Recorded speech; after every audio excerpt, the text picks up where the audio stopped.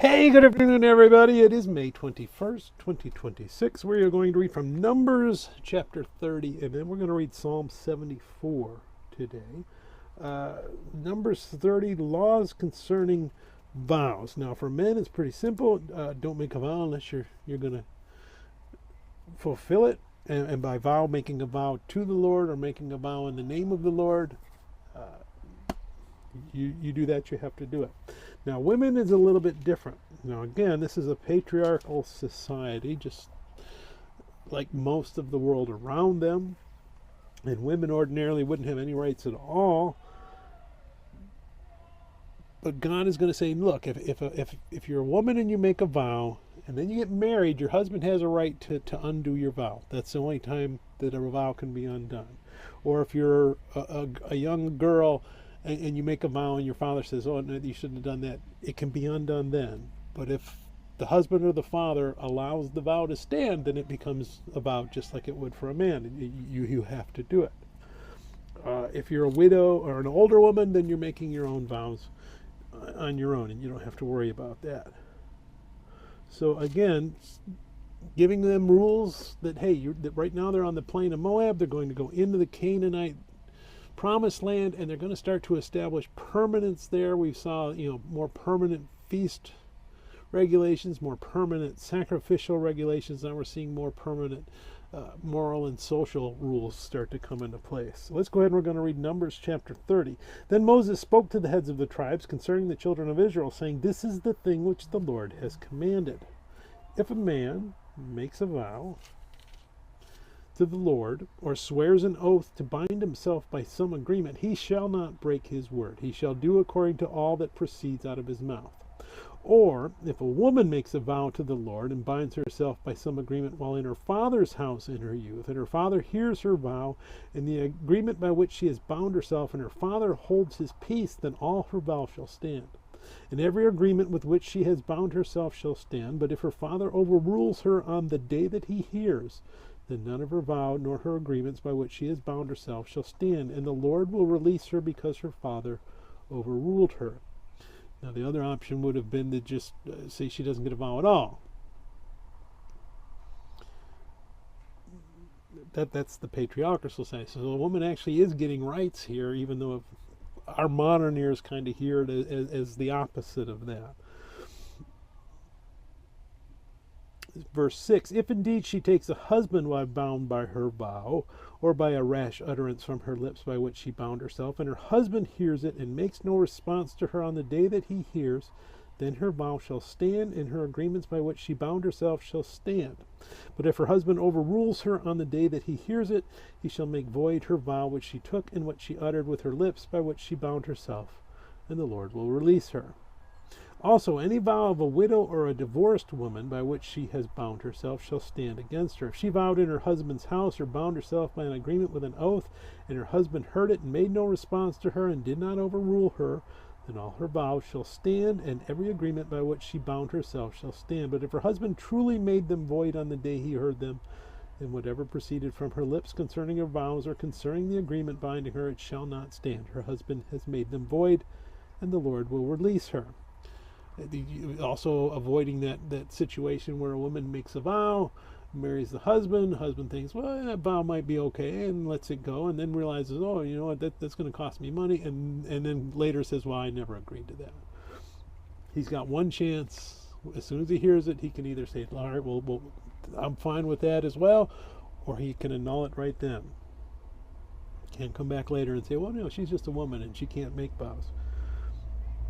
All right, let's pick it up at 13. Every vow and every binding oath to afflict her soul, her husband may confirm it, or her husband may make it void. Now, if her husband makes no response whatever to her from day to day, then he confirms all her vows, or all the agreements that bind her. He confirms them because he made no response to her on the day that he heard them.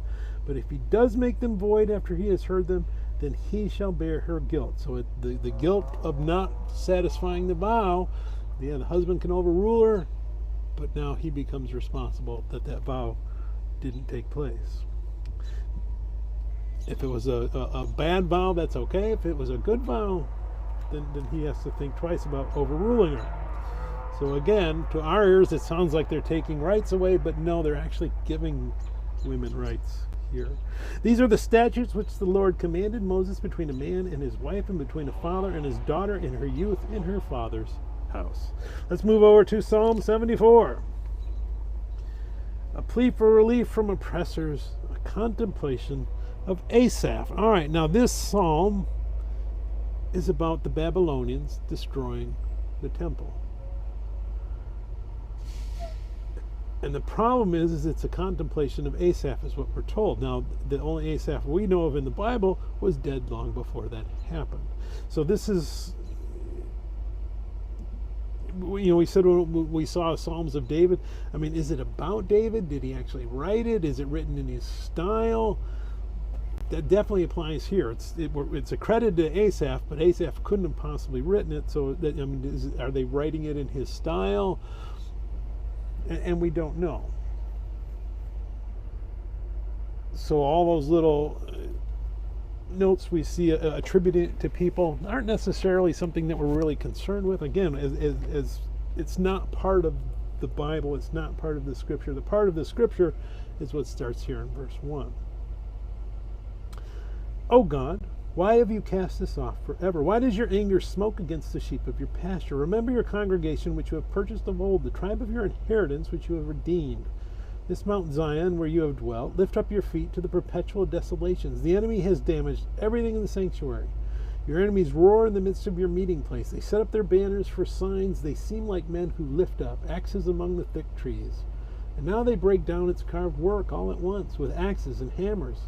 They have set fire to your sanctuary. They have defiled the dwelling place of your name to the ground. They said in their hearts, let us destroy them altogether. They have burned up all the meeting places of God in the land. We do not see our signs. There is no longer any prophet, nor is there any among us who knows how long. O God, how long will the adversary reproach? Will the enemy blaspheme your name forever? Why do you withdraw your hand, even your right hand? Take it out of your bosom and destroy them. Excuse me. For God is my king from of old, working salvation in the middle of the earth. You divided the sea by your strength. You broke the heads of the sea serpents in the waters. Excuse me. Definitely allergy season here. Let's pick it back up at 14. You broke the heads of the Leviathan in pieces and gave him his food to the people inhabiting the wilderness. You broke open the fountain and the flood. You dried up mighty rivers. The day is yours. The night also is yours. You prepared the light and the sun. You have set all the borders of the earth. You have made summer and winter. So they were looking at the desolation of the temple being completely destroyed, and say, what's going on? What's up? We thought we were back here in Numbers where we were on the plane getting ready to take the promised land, and now it's all gone. What happened? Did God ignore us? But he moves on to the passage we're reading now here. No, he didn't. Yeah. If he was faithful to us before, and I have faith that he's going to be faithful to us in the future, he's faithful to us now. Even though I can't see it, it's there. And that's what I need to start looking for. Verse 18, remember this, that the enemy has reproached, O Lord, and that a foolish people has blasphemed your name. O do not deliver the life of your turtle dove to the wild beast. Do not forget the life of your poor forever. Have respect to the covenant. For the dark places of the earth are full of the haunts of cruelty. O do not let the oppressed return ashamed. Let the poor and needy praise your name. Arise, O God. Plead your own cause. Remember how the foolish man reproaches you daily. Do not forget the voice of your enemies. The tumult of those who rise up against you increases continually. May God bless the reading of his word. May God bless you. Bye.